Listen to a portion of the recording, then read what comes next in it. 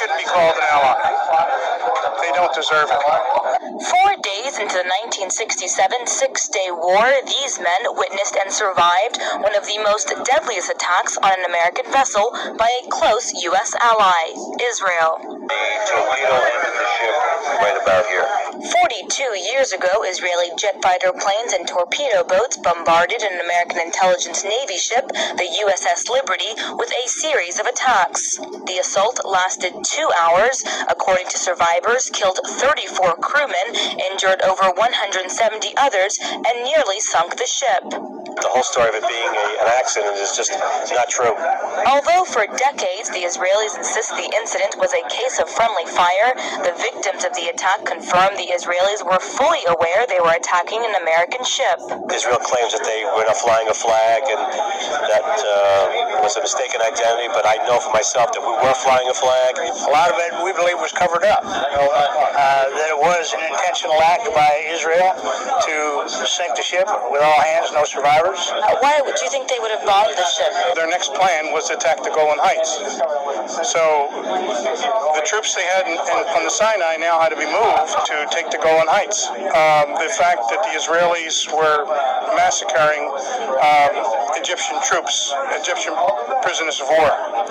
They had so many of them, and once again, they wanted to move all the troops they could to the Syrian border, and they couldn't handle the Egyptian prisoners of war, so they massacred them.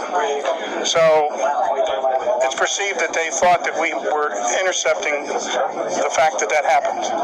This is a provocative act of war. Would you not agree? Oh yes, definitely. What happened? How did the U.S. react when this happened? USS Saratoga, which was I can't tell you how many miles away, but it was several miles away, launched aircraft to come to our aid once we got the Mayday signal out. And those jets were recalled by McNamara, I believe. They relaunched, and the second wave was called back by President Johnson himself. And he did not want, for whatever reason, did not want the U.S. involved in this on our side. Why do you think that is?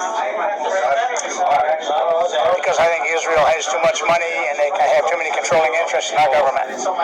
I know there was a conspiracy between our government and Israel at the time, so that's the reason why they didn't pursue it, and why the investigations and interrogations were done and covered up because of the alliance between Israel and the United States, which I think is wrong. I don't care who they are. You just don't slap a hand for killing 34 guys and wounding over 172 people on board a ship for no apparent reason. As far as I'm concerned, it's just outright murder. And so 42 years after the Israelis bombed an American warship, the survivors of the USS Liberty are still demanding justice.